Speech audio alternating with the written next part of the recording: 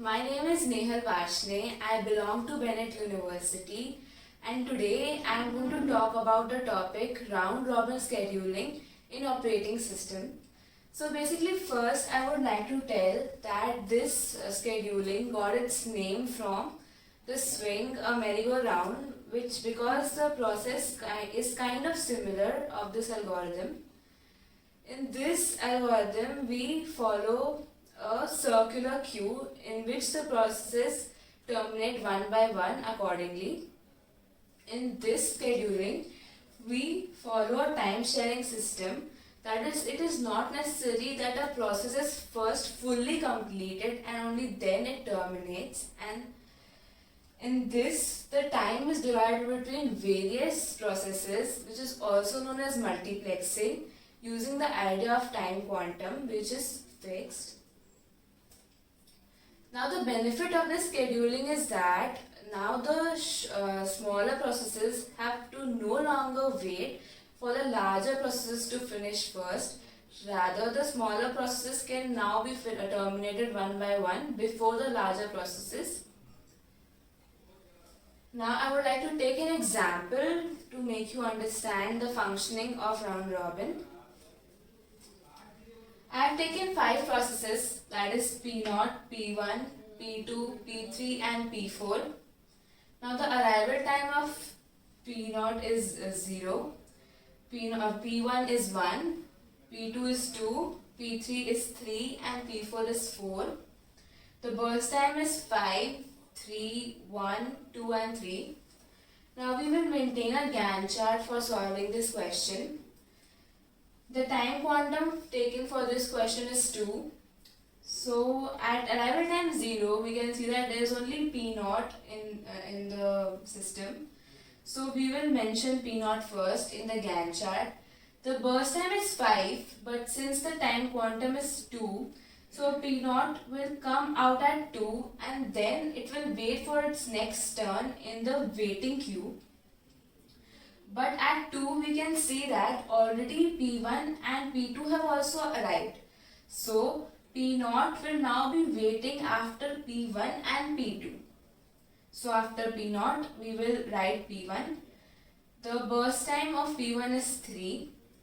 But it will be executed only till 2 more seconds because the time quantum is 2. So at 4, P1 will come out and it will go to the waiting queue for its next turn to come. But till 4, we can see that P3 and P4 have also arrived. So P1 will be waiting after P3 and P4 now.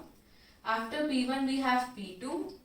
But since the burst time of P2 is only 1 second, it will complete itself fully and then come out of the Gantt chart. Now again we see that P0 arrives again. So P0 has now a burst time left of 3. But then the time quantum is 2.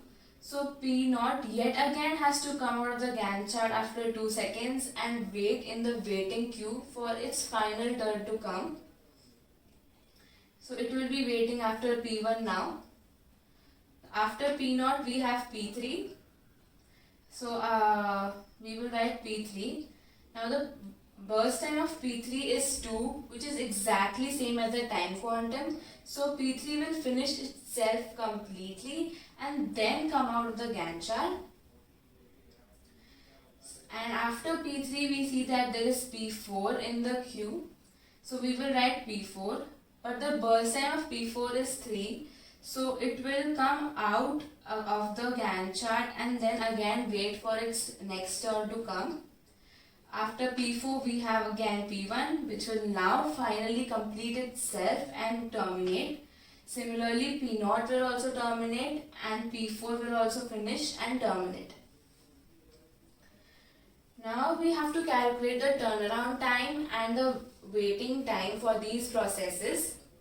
To calculate the turnaround time, we have to subtract the arrival time from the termination time of each process, which will be 13 minus 0 in case of P0, 12 minus 1 in case of P1, 5 minus 2 in case of P2, 9 minus 3 in case of P3 and 14 minus 4 in case of P4.